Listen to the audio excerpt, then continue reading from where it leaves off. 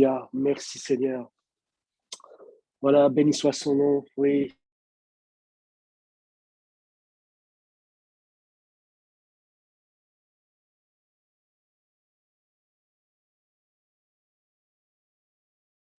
On t'entend plus, Vincent. Oui, voilà, ça a coupé, ouais. Voilà, je disais gloire à Dieu. Hein, combien c'est bon de louer le Seigneur, combien c'est bon de pouvoir célébrer son nom, hein, avoir cette liberté de louer Dieu. Voilà, dans cet esprit de louange, on va laisser la place à notre frère. Alors, il est pasteur de Thionville, Guillaume Fourré. Voilà, bienvenue mon frère. Et puis, donc, tu vas nous expliquer un peu, nous situer un peu Thionville, parce que c'est dans le Grand Nord pour nous, mais alors, hein, peut-être nous dire un peu ton parcours hein, avant d'arriver là à Thionville. Et puis, on te laisse toute la place, mon frère, on est à l'écoute. Nos cœurs sont ouverts à recevoir le message que Dieu a mis sur ton cœur. Amen. Bienvenue, mon frère. Merci pour ton accueil. Merci pour ton invitation, Vincent. Alors, je vais essayer quelque chose, hein, vous ne m'en voulez pas, mais je vais vous adresser mes vœux en corse. Oh. Il paraît on traduit les choses ainsi, pace salute a tutti per tutulanu. Je ne sais pas si c'est juste, mais je crois avoir compris que ça signifie paix et salut à tous et pour toute l'année. Voilà. Que le Seigneur vous bénisse, et nous sommes bénis en Jésus-Christ, puisqu'il est notre Sauveur, il est notre Roi. C'est vraiment avec plaisir que je réponds à l'invitation de Vincent.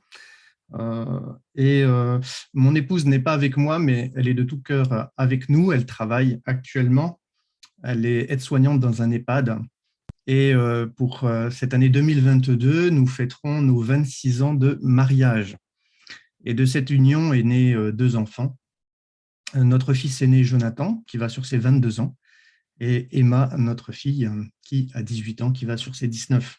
Donc voilà, pour ce qui nous concerne, sur le plan familial, nous avons eu l'occasion de grandir dans la foi, ensemble, de connaître l'Évangile, de nous engager par les eaux du baptême, d'être baptisés du Saint-Esprit et de commencer ensemble le ministère sur l'assemblée de Sochaux-Montbéliard. À l'époque, le pasteur était Guy Bergamini et nous avons donc eu un certain parcours spirituel avec ce frère. Personnellement, j'ai connu le Seigneur à l'âge de 14 ans. J'étais complètement en perdition, bien que je sois né dans une famille chrétienne. J'étais en perdition, je ne savais pas où me situer dans la vie. Je suis le cadet d'une famille et je n'arrivais pas à trouver ma place en tant qu'enfant. Et j'avais nourri certains sentiments haineux vis-à-vis de mon frère et de ma sœur. Et pour montrer à mes parents que j'existais, j'ai commencé à faire des bêtises assez graves. Et je bénis le Seigneur de ce qu'il m'a arrêté sur le chemin de la mort, je dirais, puisque j'ai failli assassiner quelqu'un à l'âge de 13 ans. Et quand mes parents ont compris le mal-être que j'avais, ils m'ont inscrit avec mon frère dans un camp de jeunes. À l'époque, c'était Urbache, et dans les Vosges. Et c'est là que j'ai rencontré Dieu d'une manière personnelle. À l'âge de 14 ans, j'étais le plus jeune de ce camp de vacances. Mais le Seigneur m'a fait la grâce non seulement de se révéler à moi, et j'ai compris que sans lui, j'allais mal finir mon existence, et que j'avais besoin d'être transformé, j'avais besoin d'être changé, j'avais besoin de découvrir sa paix que je ne connaissais pas. Et puis, pendant ce séjour, j'ai reçu cet appel à le servir tout simplement à l'âge de 14 ans. J'ai gardé ces choses au fond de mon cœur. Je ne comprenais pas bien la raison de cet appel, puisque je ne m'en sentais absolument pas digne ni capable de quoi que ce soit. Mais voilà, le regard de Dieu s'était posé sur moi, même si je ne le comprenais pas. Et gardant ces choses sur mon cœur, j'ai continué dans la jeunesse, comme ça, au niveau de l'église locale, à m'investir, mais dans la discrétion. Et Dieu a confirmé les choses pour moi à l'âge de 17 ans dans l'Assemblée, à travers un don spirituel. J'avais demandé au Seigneur qu'il confirme ça. Je n'avais parlé de cet appel à personne. Et le Seigneur a eu l'occasion de le faire, à ma grande surprise, à une réunion particulière. Et depuis, eh bien, j'ai la joie de pouvoir le servir avec mon épouse. Alors, je ne suis pas forcément un étranger de la région PACA-Corse, parce que j'ai eu l'occasion de vivre 8 ans à Nice et Monaco, à travers le travail de mon père, qui a fait une carrière professionnelle à la Poste et qui a chaque fois monté les échelons en faisant des concours internes. Et donc, ma sœur est née à Nice, exactement. Et nous avons vécu jusqu'à l'âge de 8 ans. À l'époque, le pasteur Claude Lustre, nous l'avons donc connu, et le pasteur, j'oublie son nom de famille, il est bientôt à la retraite. Il est déjà à la retraite d'ailleurs aujourd'hui.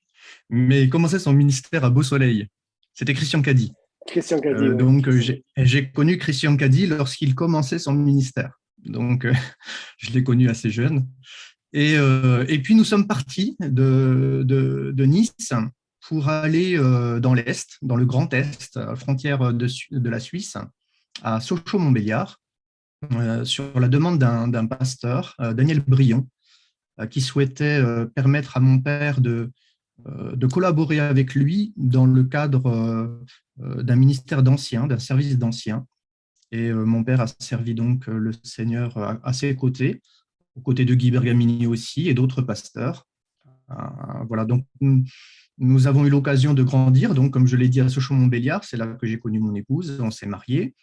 Et puis, lorsqu'on est entré dans le ministère, nous sommes partis sur ensuite l'église de Mulhouse.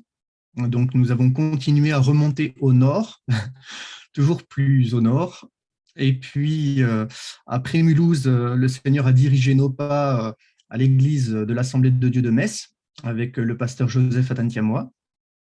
Et là, nous avons poursuivi notre formation pastorale. Et ensuite, je suis encore monté un peu plus au nord, à Thionville, frontière du Luxembourg. Et cela fait maintenant 16 ans que nous sommes dans la Moselle et que nous servons le Seigneur avec joie, avec mon épouse et nos enfants. Voilà. Et jusqu'à présent, Dieu nous a gardés. Voilà, donc on a eu l'occasion avec Vincent de se rencontrer lors d'un voyage en Israël. Cela fait de ça quelques années avec notre regretté frère Alain Denisou. C'est vrai que nous avons eu l'occasion de faire ce voyage ensemble, mais nous ne nous connaissions pas trop.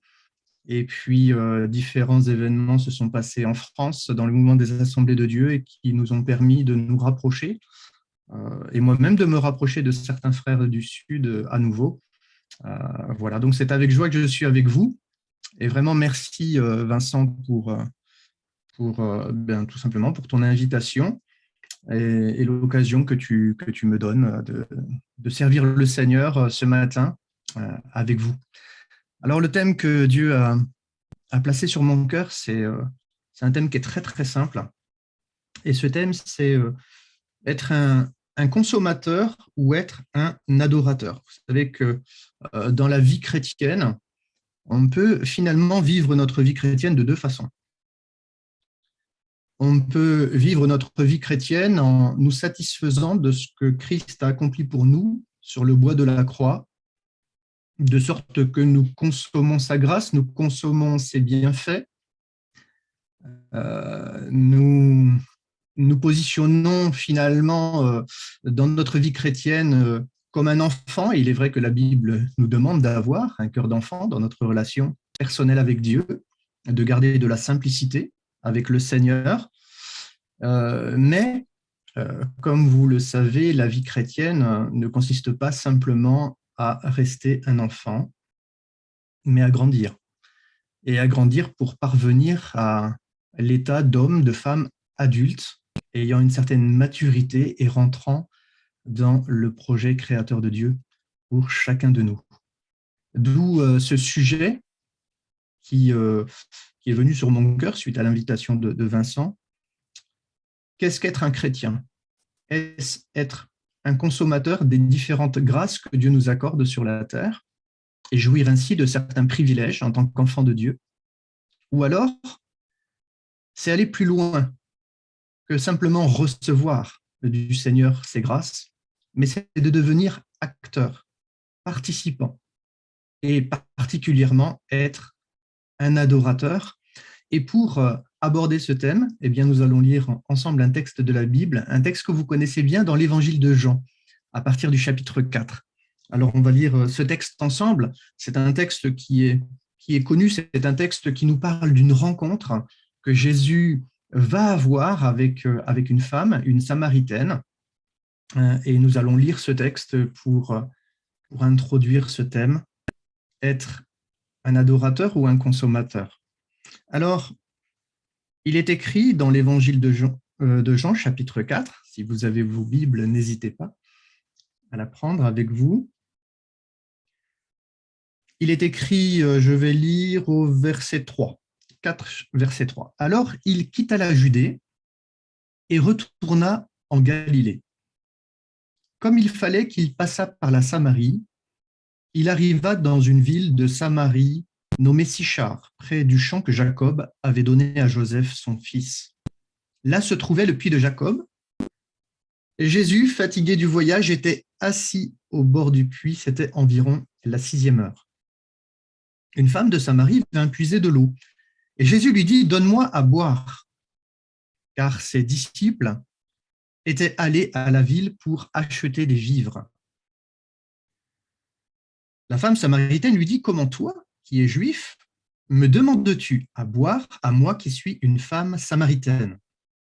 Les Juifs, en effet, n'ont pas de relation avec les Samaritains.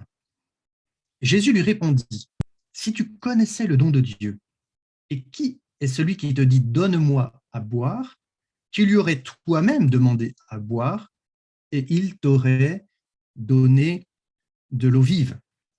Seigneur, lui dit la femme, tu n'as rien pour puiser, et le puits est profond.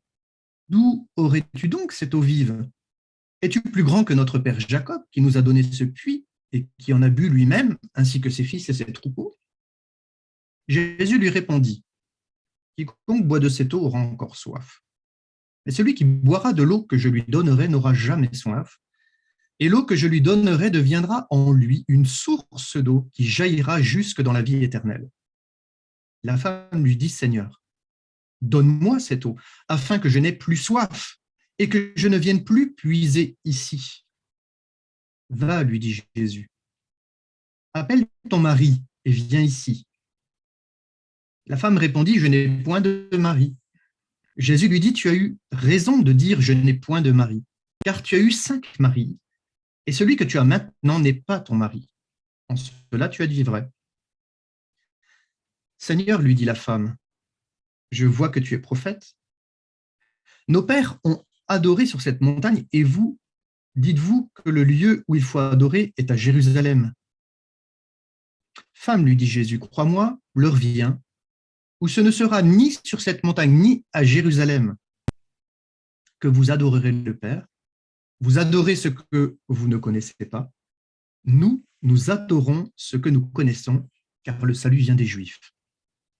Mais l'heure vient, et elle est déjà venue, où les vrais adorateurs adoreront le Père en esprit et en vérité, car ce sont là les adorateurs que le Père demande. Dieu est esprit, et il faut que ceux qui l'adorent en esprit et en vérité. La femme lui dit, je sais que le Messie doit venir, celui qu'on appelle Christ. Quand il sera venu, il nous annoncera toutes choses. Jésus lui dit, je le suis, moi qui te parle. Là-dessus arrivèrent ses disciples qui furent étonnés de ce qu'il parlait avec une femme. Toutefois, aucun ne dit, que demandes-tu? Ou de quoi parles-tu avec elle? Alors la femme, ayant laissé sa cruche, s'en alla dans la ville et dit aux gens, venez voir un homme qui m'a dit tout ce que j'ai fait. Ne serait-ce point lui, le Christ? Ils sortirent de la ville et vinrent vers lui. Amen. Amen. J'aimerais prier avant d'aller un petit peu plus loin dans cette méditation et demander au Seigneur sa grâce sur chacun de nos cœurs. Amen. Seigneur, merci parce que tu es là au milieu de nous, tu es là parmi nous et tu vis en nous, Seigneur, par ton esprit. C'est une grâce que nous avons, Seigneur, de te connaître. Toi qui es le prince de la paix, toi qui es le prince de la vie. Seigneur, nos yeux sont tournés vers toi ce matin. Il est vrai que nous sommes loin, peut-être les uns des autres, mais toi, tu es proche de chacun de nous. Et c'est ce qui donne toute la richesse à cette rencontre. Malgré les distances, il y a la proximité. Seigneur, merci parce que tu es celui qui nous connaît personnellement. Tu sais ce dont nous avons besoin. Et tu dis dans ta parole, et tu nous invites à ne pas nous inquiéter de notre lendemain. Seigneur, tu dis à chaque jour suffit sa peine. Et je veux te prier afin que pour aujourd'hui encore, tu renouvelles les forces de chacun. Tu renouvelles la foi.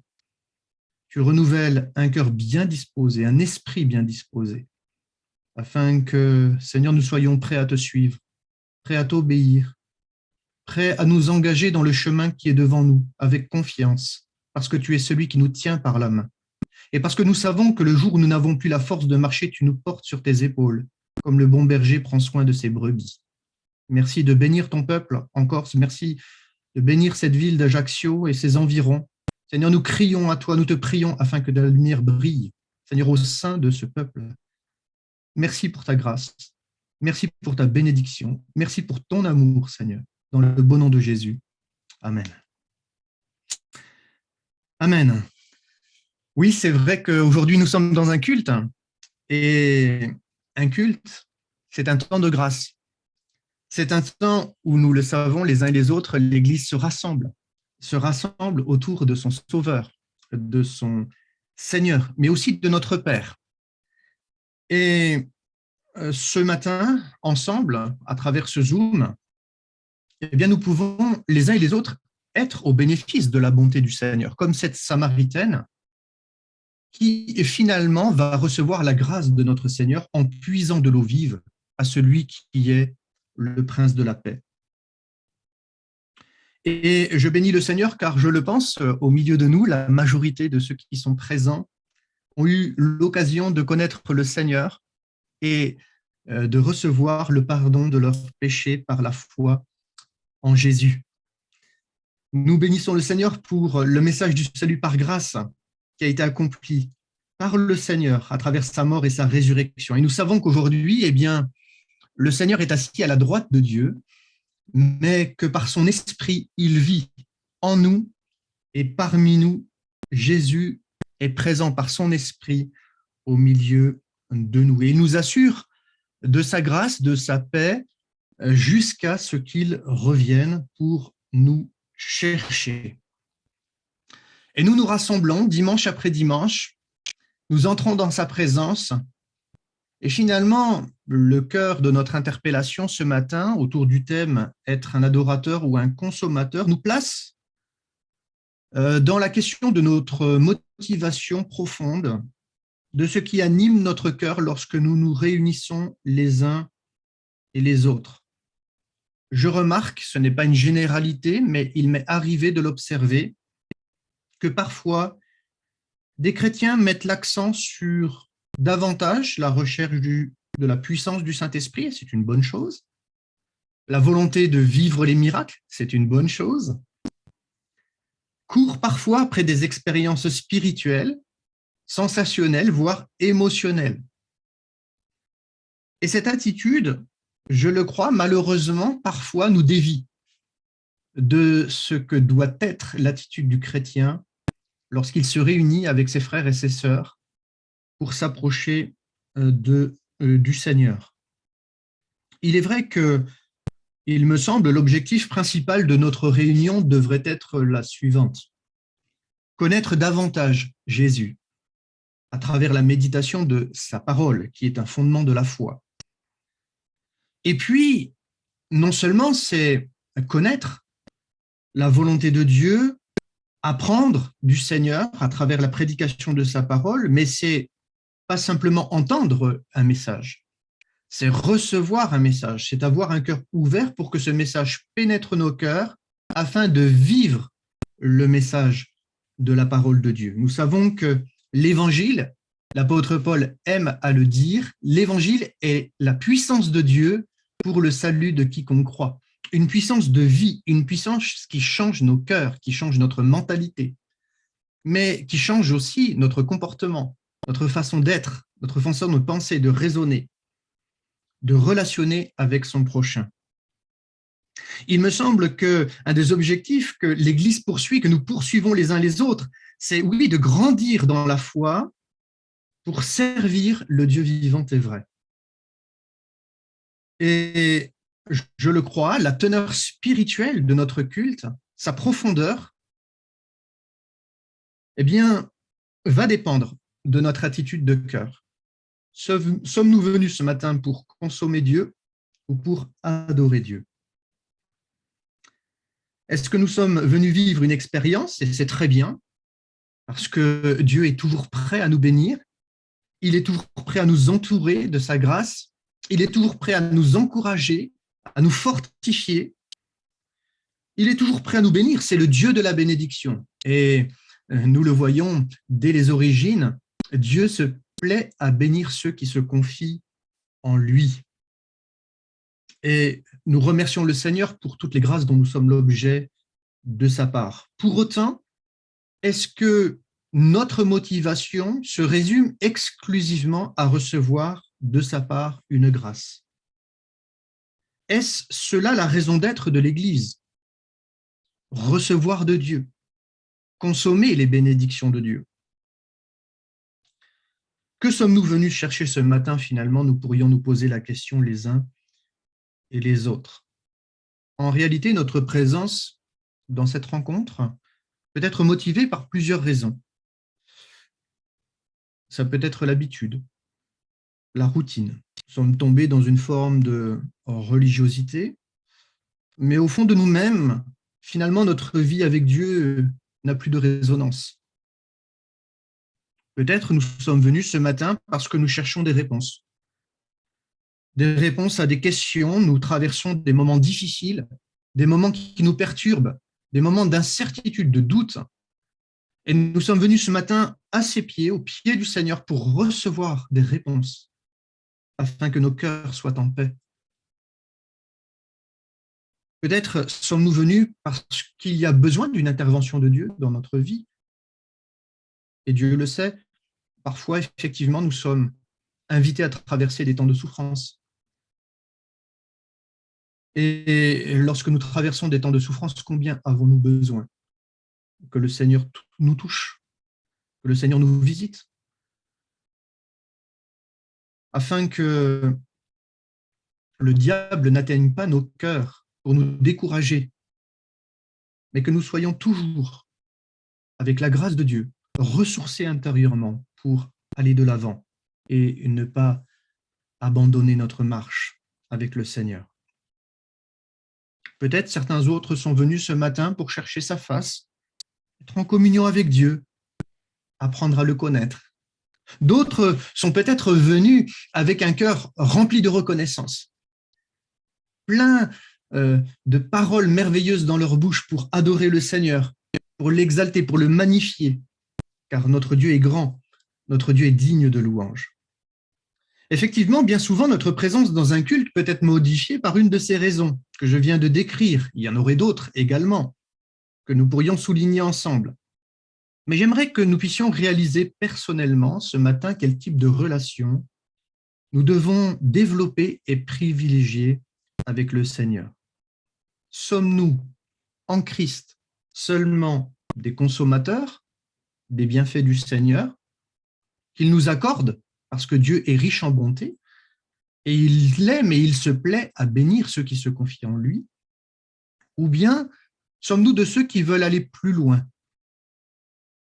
Sommes-nous de ceux qui veulent être ce que le Père demande, comme Jésus ici le révèle à cette Samaritaine, c'est-à-dire être des adorateurs en esprit et en vérité?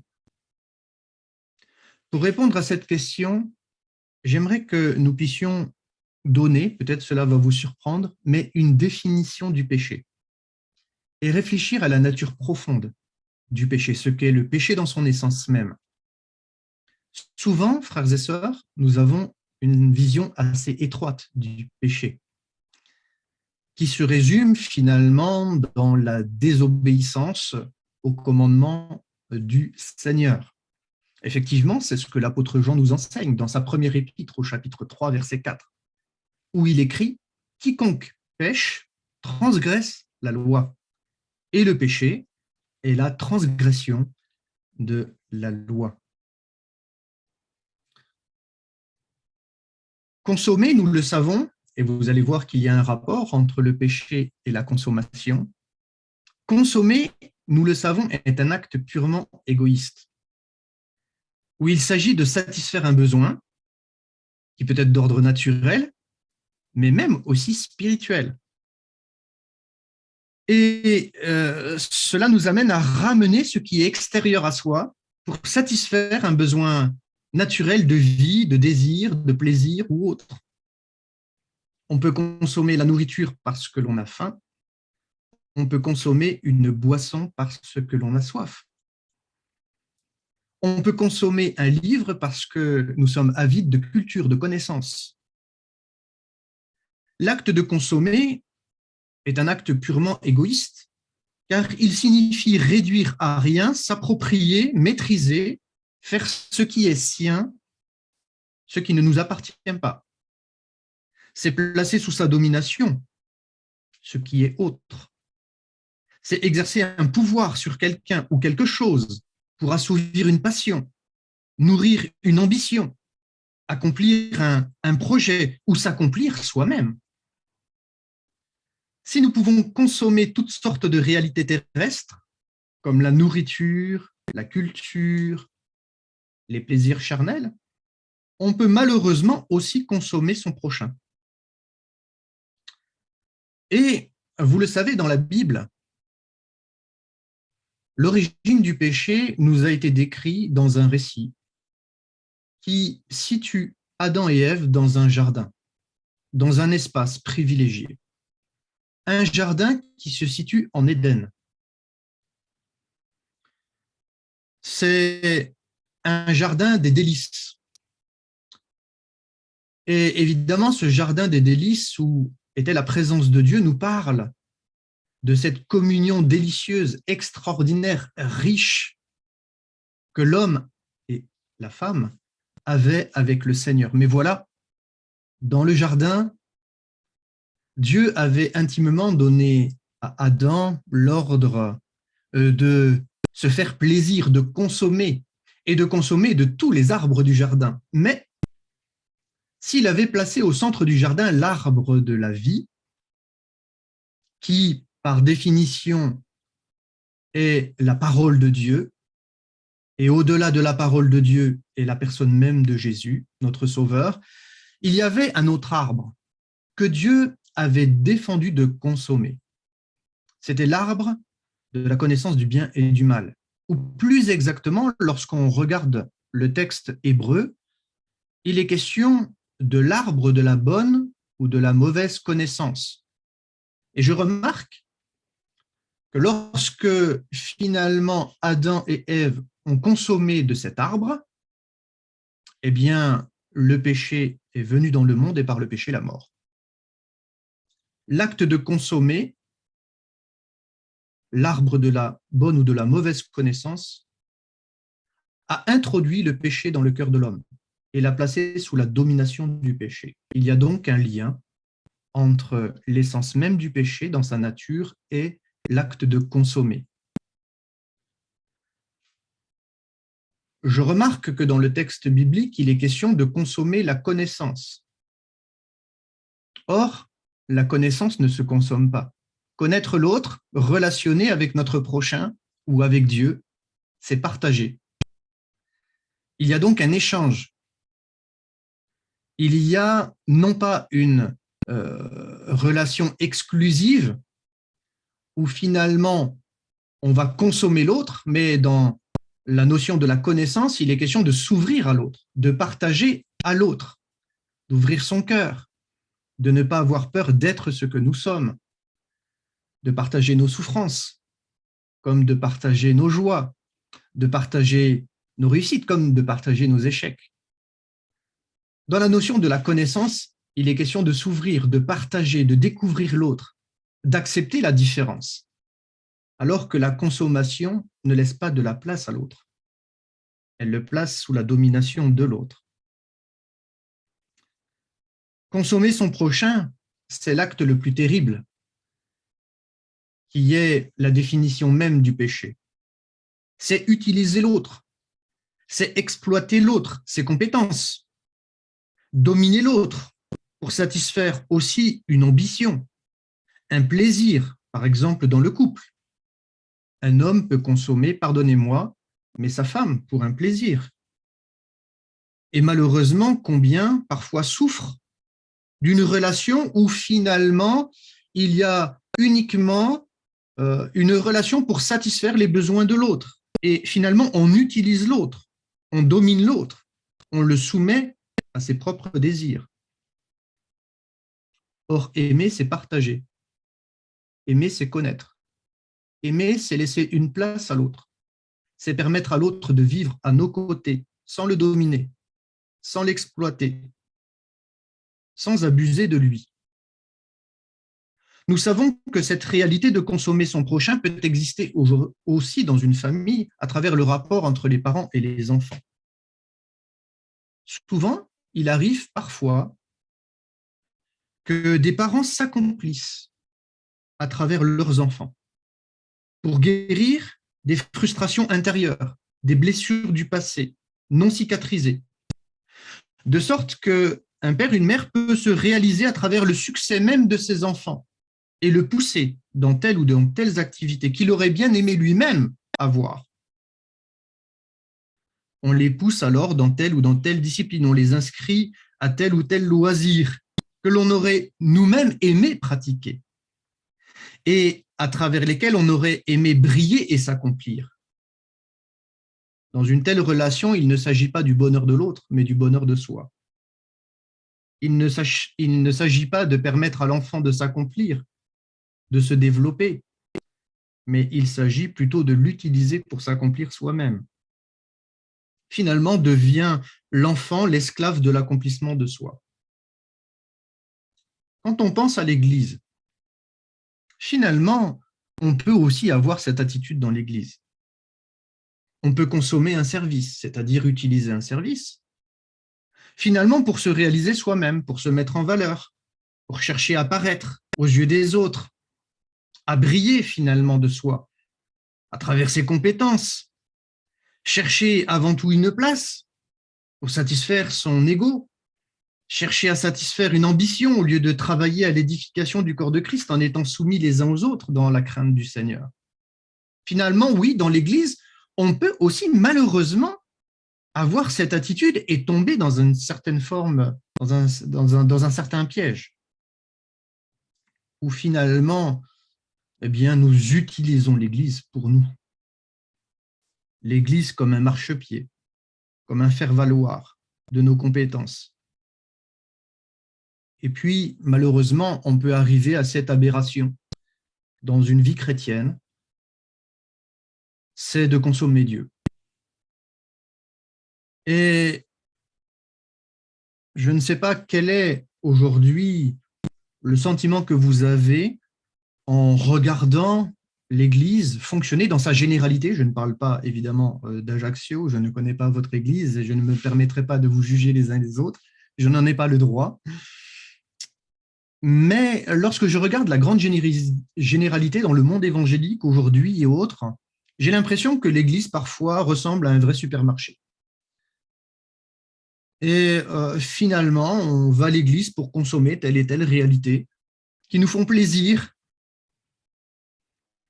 Et notre louange, notre adoration, l'expression de notre joie, notre dîme, notre engagement, notre vie de prière, notre fidélité au Seigneur est bien trop souvent dépendant de ce que je reçois de Dieu. Et en fonction de ce que j'ai besoin, alors je vais aller dans tel endroit, je vais entendre tel ministère, je vais écouter telle chanson, telle musique, parce qu'elle va répondre à un besoin finalement spirituel. on vit Dieu en fonction de nos besoins. Est-ce cela véritablement adorer le Seigneur? Je crois que la consommation ne fait que nourrir nos frustrations parce que l'on n'obtient pas toujours ce que l'on souhaite. Et vous le savez comme moi, nous prions parfois le Seigneur, mais nous ne sommes pas exaucés. Et cela ne signifie pas que nous n'avons pas la foi, mais Dieu a des projets qui ne sont pas toujours les nôtres. Ses pensées sont au-dessus de nos pensées, ses voies sont au-dessus de nos voies. Et Dieu peut se glorifier de telle et de telle manière. Dans l'Église, nous avons vécu parfois des drames à Thionville. Nous avons eu malheureusement l'occasion plusieurs fois d'enterrer des enfants.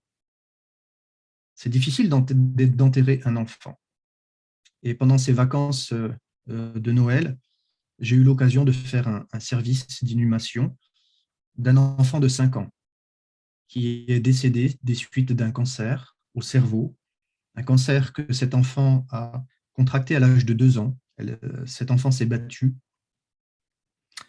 pendant 2 ans contre ce cancer et elle est décédée. Évidemment, vous imaginez bien le drame dans la famille, les questionnements que cela peut susciter, les interrogations, pourquoi Dieu n'a pas agi.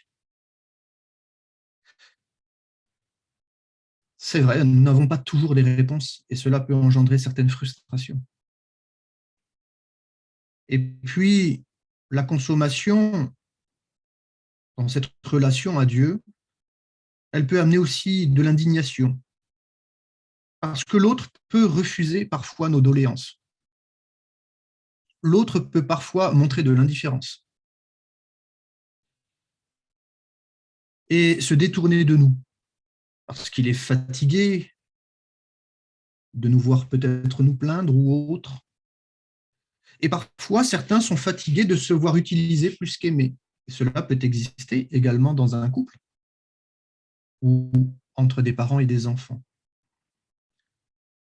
Et puis, la consommation peut provoquer en nous des déceptions, nous amener à un manque d'implication dans des activités d'église, un manque de consécration, ou alors un manque de fidélité peut-être dans nos offrandes.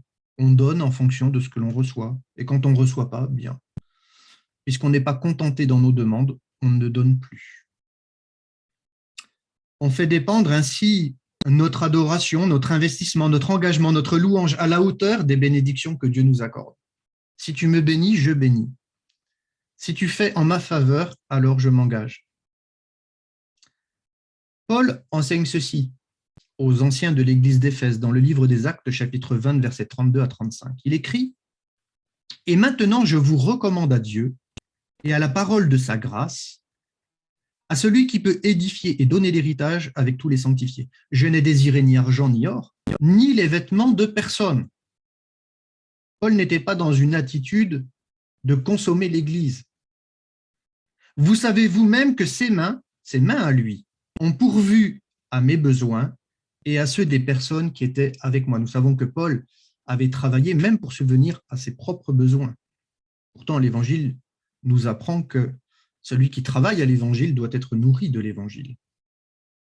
Et il dira, l'apôtre Paul, « Je vous ai montré de toute manière que c'est en travaillant ainsi qu'il faut soutenir les faibles et se rappeler les paroles du Seigneur qui a dit lui-même, « Il y a plus de bonheur à donner qu'à recevoir. » Frères et sœurs, la véritable foi ne nous amène pas à uniquement attendre du Seigneur les bénédictions, à recevoir du Seigneur les bénédictions. Oui, Dieu est un Dieu qui bénit. Oui, Dieu est un Dieu qui agit. Oui, Dieu est un Dieu qui se glorifie. Parfois, il ne se glorifie pas de la manière dont nous aimerions qu'il se glorifie. Mais le Seigneur se glorifie quand même. Et lorsque cette petite est décédée, eh bien, par la grâce de Dieu, c'est ainsi que je l'exprime, même à travers un drame. La majorité des personnes qui étaient présentes, nous étions plus d'une centaine, a eu l'occasion d'entendre le message de l'Évangile. Et ce qui est extraordinaire dans le témoignage de cet enfant, c'est que cet enfant de 5 ans aimait prendre du temps dans la présence de Dieu pour l'adorer. Et elle avait dans son temps quotidien cette petite fille de 5 ans. Pendant ces 3 ans de cancer, quelque chose de tout à fait étonnant, elle avait développé une relation personnelle avec Dieu très étonnante, extraordinaire, particulière, une intimité qui faisait que dans l'épreuve de la maladie, dans sa souffrance, elle a traversé cette épreuve dans la paix de Dieu et avec joie. J'ai eu l'occasion, et nous avons eu l'occasion de la voir à l'église, se réjouir à travers les cantiques qu'elle chantait. Et cette petite, elle aimait chanter les cantiques de l'Éternel, elle aimait louer Dieu. Et Dieu a repris sa vie après ce temps qu'elle aimait passer devant le Seigneur. Les parents étaient là, et alors qu'elle avait fini ce temps qu'elle mettait à part tous les jours pour le Seigneur, eh bien, Dieu lui a repris le souffle de vie. Et l'attachement de cette fille au Seigneur a été l'occasion de témoigner de la paix qui surpasse toute intelligence que Dieu est capable d'accorder à ceux qui souffrent et à ceux qu'il aime. Dieu ne nous a pas promis que nous ne traverserions pas des orages, mais il nous a dit une chose: je suis avec vous tous les jours jusqu'à la fin du monde. Et c'est pour cette raison que nous ne voulons pas simplement être des adorateurs, que nous ne venons pas au Seigneur uniquement pour recevoir ses grâces. Oui, c'est pour cette raison, c'est pour la raison de la fidélité de Dieu, de la bonté de Dieu, de l'amour de Dieu à notre égard, de sa patience et de sa douceur que nous voulons être des hommes et des femmes engagés à son service, être des adorateurs en esprit et en vérité. Lorsque je regarde le principe du céleste et du terrestre, je m'aperçois que celui-ci nous renvoie à la relation entre le divin et l'humain, entre le don et le recevoir. Le ciel, le principe céleste, donne la pluie que reçoit la terre. Le ciel donne la pluie, la terre reçoit cette pluie. Ainsi, nous le savons, la graine qui est plantée en terre et que nos yeux ne voient pas va pouvoir germer et la plante sortir de terre pour porter du fruit. Pour notre vie spirituelle, c'est de l'eau venant du ciel que notre cœur sera vraiment rassasié et comblé. Oui, nous recevons de Dieu ses grâces, comme cette Samaritaine a reçu l'eau vive de l'Éternel. Cette vie que donne le Saint-Esprit, cette vie de bénédiction, de grâce, de plénitude que Dieu accorde à ceux qui s'ouvrent à son amour. Et finalement, cette eau que nous recevons, cette pluie de la bénédiction, cette pluie d'en haut, cette pluie du ciel, a fermi notre foi. Mais si elle a fermi notre foi, c'est pour que nous puissions grandir. C'est pour que germe en nous la semence incorruptible de la parole de Dieu, afin que nous puissions grandir comme une plante, comme pour chacun de nous dans ce monde qui est un désert, eh bien être pour les uns et pour les autres des oasis dans ce monde, afin que d'autres puissent profiter de la grâce de Dieu comme nous-mêmes nous en bénéficions. La grâce de Dieu, ce n'est pas simplement recevoir sa bénédiction, mais la grâce de Dieu nous amène à la partager autour de nous, à la vivre d'une manière personnelle. Et c'est dans la mesure où l'homme laisse agir le Saint-Esprit dans son cœur, la pluie du ciel, dans sa vie intérieure, que le fruit de la semence de vie qui a été plantée en nous germera. Et une fois germé par la chaleur de l'amour qui nous unit à Christ, nous deviendrons en lui une nouvelle plante, un arbre portant des fruits à la gloire de Dieu. Des fruits que vous connaissez dans l'Épître aux Galates. La paix, la joie, la douceur, la patience, la bonté, l'amour. Mais l'apôtre Paul parle aussi de ce fruit de la sanctification. Rechercher la paix, la sanctification, sans laquelle nul ne verra le Seigneur. Oui, la vie chrétienne ne consiste pas simplement à recevoir la bénédiction et la grâce. Dans l'épître de Paul à Tite, chapitre 2, à partir du verset 11, l'apôtre écrit ceci: « Car la grâce de Dieu, source de salut pour tous les hommes, a été manifestée. Elle nous enseigne à renoncer à l'impiété et aux convoitises mondaines et à vivre dans le siècle présent selon la sagesse, la justice et la piété, en attendant la bienheureuse espérance et la manifestation de la gloire du grand Dieu et de notre Sauveur Jésus-Christ, qui s'est donné lui-même pour nous, afin de nous racheter de toute iniquité et de se faire un peuple qui lui appartienne, purifié par lui et zélé pour les bonnes œuvres. Paul déclare aux Galates, chapitre 2, verset 20, « J'ai été crucifié avec Christ. Et si je vis, ce n'est plus moi qui vis, c'est Christ qui vit en moi. » Paul n'était pas un consommateur de la foi. Il était un acteur de la foi. Il était un adorateur en esprit et en vérité, en s'offrant lui-même, comme Christ s'est offert pour nous. Et c'est ce que Paul dit. Il dit au chapitre 2, verset 20 de Galates, « Si je vis maintenant dans la chair, je vis dans la foi au Fils de Dieu qui m'a aimé et qui s'est livré lui-même pour moi. » L'apôtre ne vivait plus selon les critères du monde, principe lié directement à la chute dans le jardin en Éden. Satisfaire son quant à soi, ses plaisirs, ses désirs, agir en fonction de ses propres idées, de ses propres pensées, de sa propre volonté. Non.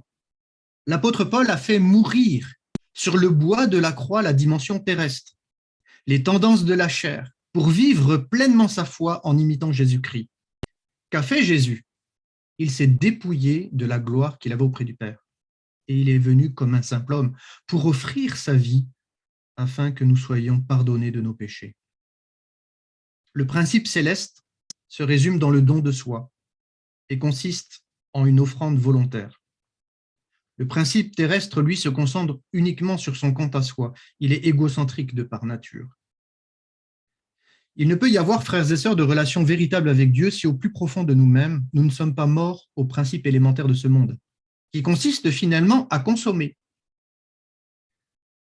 C'est dans le dépouillement de la chair, en acceptant de faire mourir ce quant à soi, cette nature égoïste, que je vais pouvoir être libéré de moi-même, de cette vieille nature, et grandir dans la dimension céleste, qui fera de moi un adorateur en esprit et en vérité.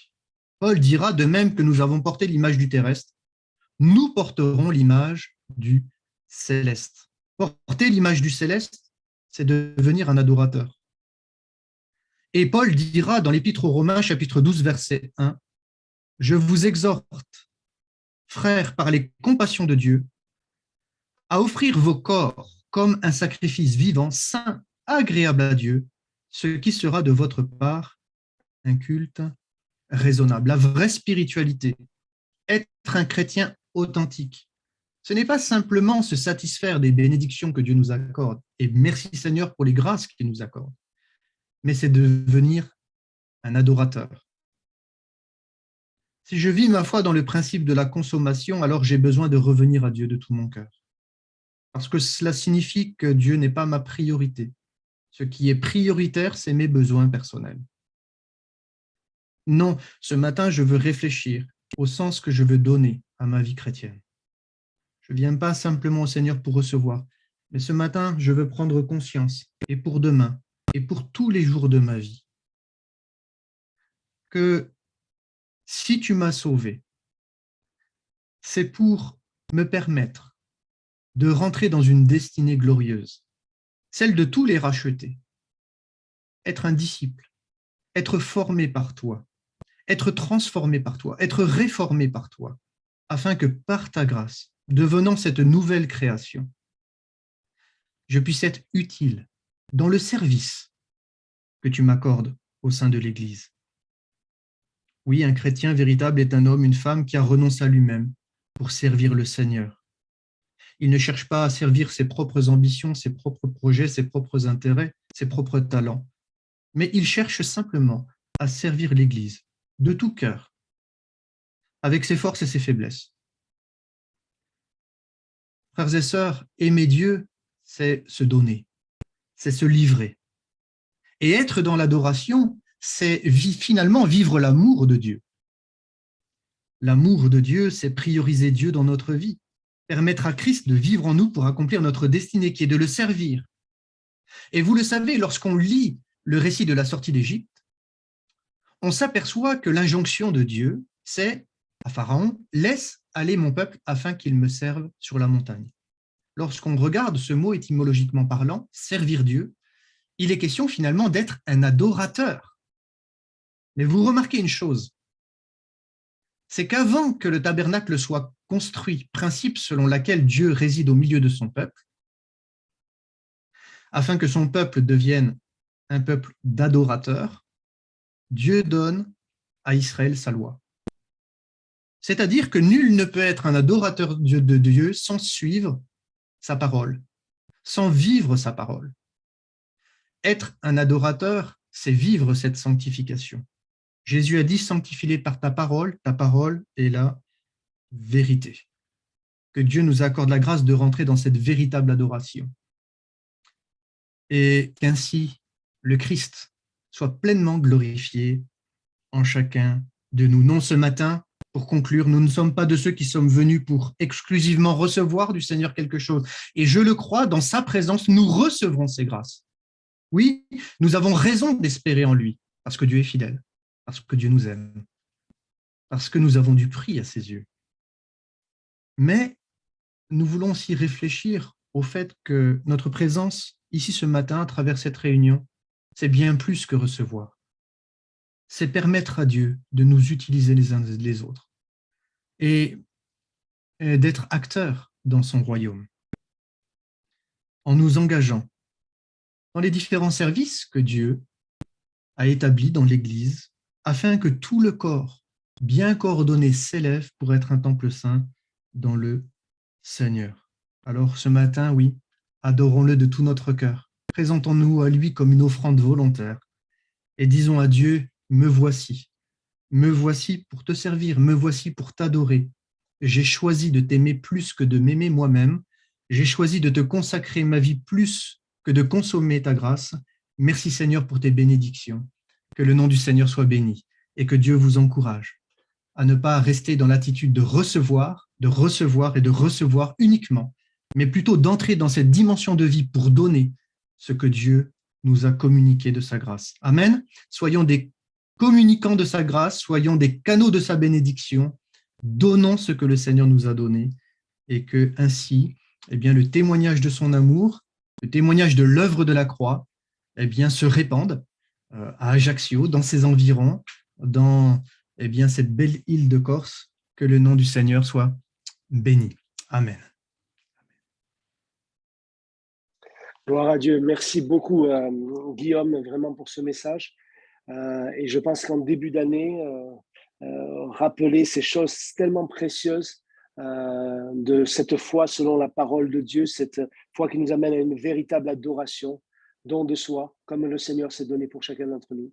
Je crois que c'est précieux et on veut vraiment bénir Dieu pour ce message encore que tu nous as apporté ce matin. Mais plus que de l'écouter, nous voulons le vivre et, et que vraiment ce soit pour nous une impulsion dans cette année nouvelle à réaliser et à vivre et à être des adorateurs en esprit, en vérité. Amen. Est-ce qu'on pourrait prier, est-ce qu'on pourrait remercier le Seigneur, frères et sœurs, quelques-uns peut-être, pourraient remercier et puis bénir Dieu pour notre frère et vraiment le bénir dans le nom de Jésus aussi. Il nous a bénis au travers de cette prédication. Nous voulons le bénir au travers de la louange et la prière. Est-ce qu'une ou deux personnes peuvent élever sa voix et prier le Seigneur? Amen, amen. Merci Seigneur. Gloire à Dieu. Gloire à Dieu. Seigneur, merci. Merci pour cet enseignement. Merci pour ces rappels. Merci pour ton messager, Seigneur, qui a partagé, Seigneur, ce matin encore cette vérité. Merci, Seigneur, de ce que cela touche encore nos cœurs, que nos cœurs soient ouverts, c'est vrai, qu'on puisse recevoir cette parole qui est la vérité, Seigneur, en esprit, en vérité. C'est vrai, Seigneur. Nous sommes et nous voulons être des adorateurs en esprit et en vérité. Mon âme te loue, mon âme te loue, mon être entier te loue, Seigneur, parce que j'ai ce privilège de te connaître. J'ai ce privilège de pouvoir t'adorer. quoi qu'elles soient les circonstances, Seigneur. Eh oui. Tu m'as appris, Seigneur, à voir autrement. Tu as changé mon cœur, tu as changé ma mentalité. Tu m'as révélé qui tu étais, ce Dieu qui s'est dépouillé pour venir sur cette croix, ce message qui est de tout temps, de toute éternité. Merci parce que nos yeux sont fixés sur toi seul.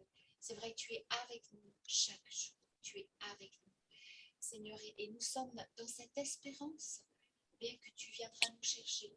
Ton retour, nous voulons le hâter. Ton retour, Seigneur, tu nous apprends à compter ces jours, Seigneur, c'est vrai. Merci pour ce privilège d'être un instrument, un canal entre tes mains, Seigneur.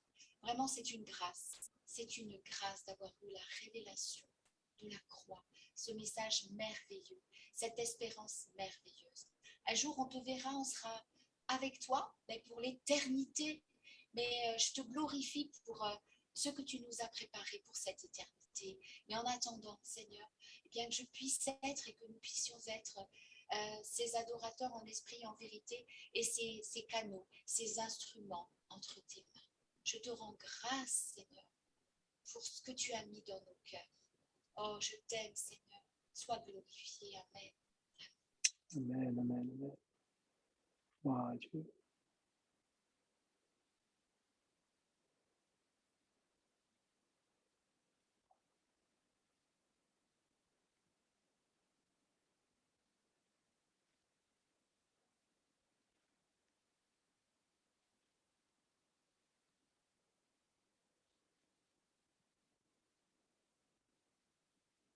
Merci Seigneur, alléluia. Est-ce qu'on peut prier aussi, rendre grâce à Dieu pour tous ces moments, ces temps qu'on vit, et ces messages.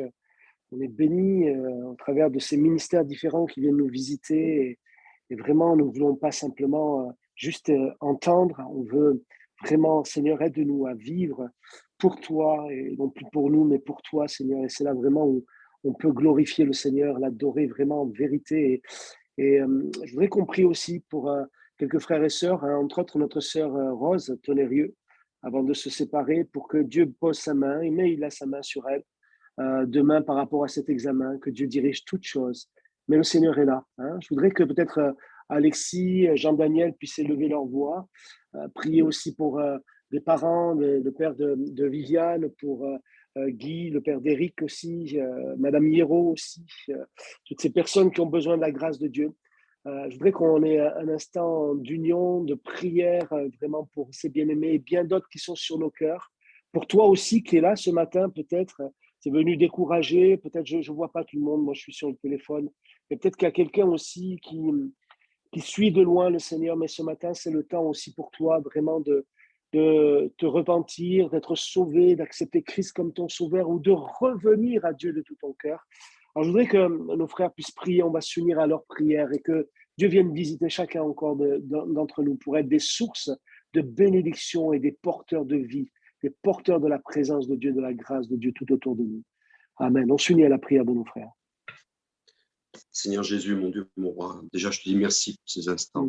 Merci pour cette journée, parce que c'est vrai que avant toute chose, nous voulons t'adorer, te louer. Et je te demande pardon, parce que des fois, je regarde à moi-même, je suis pas assez attentif pour toi, Seigneur. Et merci pour l'enseignement qui a été apporté ce matin. Amen. Notre frère, Seigneur, qui nous a apporté ce bon conseil de bénir son ministère, sa famille, Seigneur. Amen. Et Seigneur, là aussi, nous allons nous unir dans la prière pour notre sœur Rose, Seigneur. Toi, je te demande que demain, tout se passe bien. De poser ta main et ta paix sur ma sœur, Seigneur Jésus. Bénis toutes, encore merci pour le Père d'Éric, Seigneur. Bénis aussi toutes nos personnes âgées qui sont fatiguées, dont nous avons eu les sujets de prière durant toute la semaine, Seigneur. Je demande d'aller les visiter, de les fortifier, de les réconforter, Seigneur Jésus. S'il y a un frère ou une sœur qui est abattu, s'il y a un frère ou une sœur qui a chuté ces quelques jours, Seigneur, je demande d'aller les visiter, de les renouveler dans le nom puissant de Jésus, Seigneur, et de bénir la semaine qui vient, Seigneur. Toi, les temps que nous vivons, Seigneur, rien n'est impossible à toi, Seigneur, et d'un moyen ou d'une autre, nous pouvons nous réunir. Alors certes, ce n'est pas en présentiel, mais nous sommes là, Seigneur, unis, et tu es au-delà de tout cela, Seigneur. Et nous nous réjouissons, Seigneur, d'être là ce matin pour t'adorer, te bénir, Seigneur, et pour intercéder, Seigneur. À toi la gloire, Jésus. Béni soit ton nom. Amen. Amen.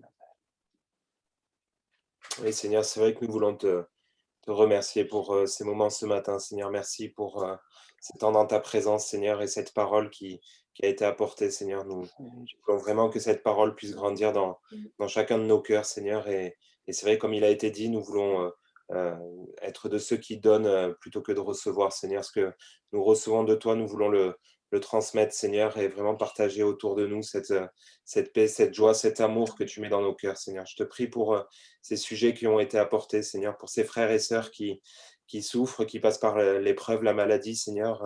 Je te prie vraiment que tu puisses renouveler leur force, leur énergie, Seigneur, et qu'ils puissent être des témoins de ta joie, Seigneur, des témoins de ta paix, Seigneur, celle que tu mets dans les cœurs, Seigneur.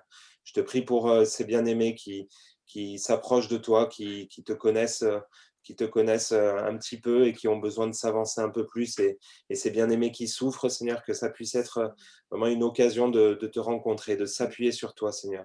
Je te prie ce matin pour si quelqu'un qui était là sur ce Zoom ne te connaît pas encore, Seigneur, qui puisse vraiment réaliser qui tu es, ce que tu as accompli, et qui puisse réaliser que c'est simple de te suivre, qu'il suffit d'accepter, Seigneur, qu'il n'y a pas quelque chose qui se mérite, qu'il n'y a pas quelque chose d'exceptionnel à accomplir, Seigneur, mais simplement de t'accepter, de rentrer pleinement dans ta destinée, Seigneur. Merci vraiment pour ces moments. Je te remercie pour chacun de ces prédicateurs, Seigneur, et que tu puisses renouveler, Seigneur, ces prédicateurs, que tu puisses bénir leur famille, leurs enfants, Seigneur. Merci pour le frère ce matin qui a apporté ce message, Seigneur, que tu puisses renouveler, Seigneur, et que tu puisses être avec lui et avec sa famille, Seigneur. Merci vraiment pour ces occasions que tu nous donnes. Nous réalisons que nous sommes dans les temps de la fin, Seigneur, et notre désir, c'est de se positionner pleinement, Seigneur, avec toi, Seigneur, et d'accomplir ta volonté ici-bas, Seigneur Jésus. Amen. Amen, amen, amen. Amen, gloire à Dieu. Un grand merci, Guillaume, mon frère. Que vraiment, merci d'avoir.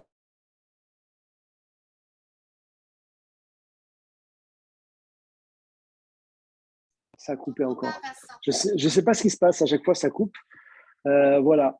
Mais en tout cas, merci mon frère, vraiment pour ce temps que tu as pris pour nous apporter ce message, vraiment un message, je crois, important pour l'Église, pour chacun d'entre nous. Il est bon de vraiment réaliser cette foi selon la parole de Dieu, cette vie à laquelle nous sommes appelés d'adorateurs en esprit, en vérité, et puis de pouvoir servir le Seigneur de tout notre cœur. Amen, avec joie. Servir le Seigneur, pas simplement quand tout va bien, mais aussi quand tout va mal, et rester confiant dans le Seigneur. Amen.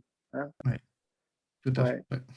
Un grand merci, Guillaume. Que Dieu te bénisse. Et au plaisir. Bientôt. Hein? Voilà, on espère que ces choses vont évoluer, qu'on pourra se voir dans d'autres moments. En tout cas, merci Seigneur. Hein? Voilà, que Dieu te bénisse, toi, ton ministère, et ton épouse aussi, tes enfants. Et à très bientôt, mon frère. Merci. Au plaisir et à bientôt. Pace salut. Pace salut. Merci beaucoup. Au revoir. Bon week-end. Au revoir. Au revoir.